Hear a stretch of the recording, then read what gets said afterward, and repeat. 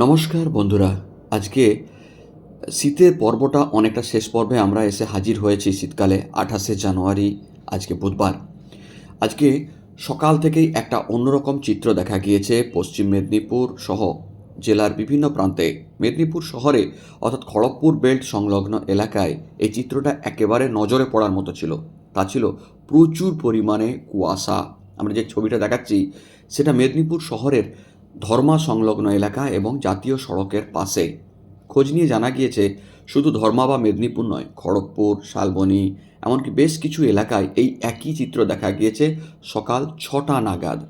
তার আগে একবার জানিয়ে রাখি আজকের তাপমাত্রা কী ছিল। তার কারণ এই শীতেতে সর্বনিম্ন 8 ডিগ্রি সেলসিয়াস পর্যন্ত তাপমাত্রা পশ্চিম মেদিনীপুরে এসে গিয়েছিল এই শীতেতে, যা অন্যান্য বারের তুলনায় অনেকটা রেকর্ড তৈরি করা এবং মানুষের কাছে অনেকটা কষ্টকর ছিল বলে অনেকেই মনে করছেন। অনেকে যারা শীত উপভোগ করেন তাদের কাছে আলাদা ব্যাপার। আজকে জানিয়ে রাখি আজকের তাপমাত্রা বিদ্যাসাগর বিশ্ববিদ্যালয়ের ওয়েদার স্টেশন রিপোর্টিং সার্ভিস থেকে দেওয়া যে তথ্য, তাতে বলা হয়েছে আজকে কোনো বৃষ্টি হয়নি এখনও পর্যন্ত সকাল 9টা পর্যন্ত। ম্যাক্সিমাম টেম্পারেচার ছিল সর্বোচ্চ তাপমাত্রা 21.57 ডিগ্রি সেলসিয়াস সকাল 9টা পর্যন্ত। মিনিমাম কি ছিল? মিনিমাম ছিল সকাল 6টা 15 নাগাদ, যে কুয়াশার ছবি আমি দেখাচ্ছি সেই সকাল 6টা নাগাদ। তখন তাপমাত্রা ছিল সর্বনিম্ন 14.76 ডিগ্রি সেলসিয়াস। গড় তাপমাত্রা ছিল 9টা পর্যন্ত 16.15 ডিগ্রি সেলসিয়াস। বাতাসের আপেক্ষিক আর্দ্রতা সর্বাধিক ছিল 97.2%, সর্বনিম্ন ছিল 84.8%।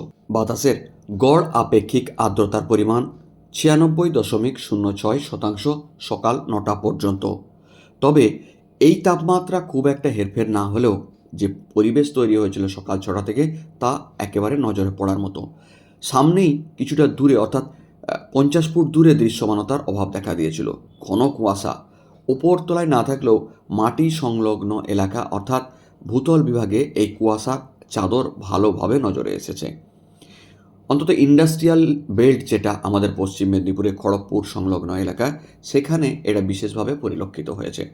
সব মিলিয়ে আজকে পশ্চিম মেদিনীপুরের বিভিন্ন এলাকাতে যে ছবি আমরা দেখাচ্ছি, ঘন কুয়াশাপূর্ণ একটা আবহাওয়া ছিল। তবে সৌভাগ্যবশত সকাল 9টা পর্যন্ত, অর্থাৎ যখন আপনাদের জন্য এই খবর আমি পরিবেশন করছি তখন পর্যন্ত কোনো দুর্ঘটনা ঘটেনি।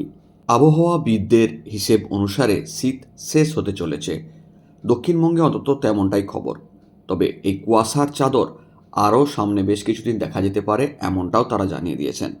সব মিলিয়ে এটা বলা যেতে পারে যারা বাহন চালক রয়েছেন তারা এই সকালের দিকটা বা ভোরের দিকটা সাবধানতা অবলম্বন করাই ভালো, এবং সকালে একেবারে আবরণহীন বা চাদর বা সোয়েটার এই জাতীয় জিনিস না নিয়ে এখনই বেরোনোটা বোধহয় সমীচীন হবে না।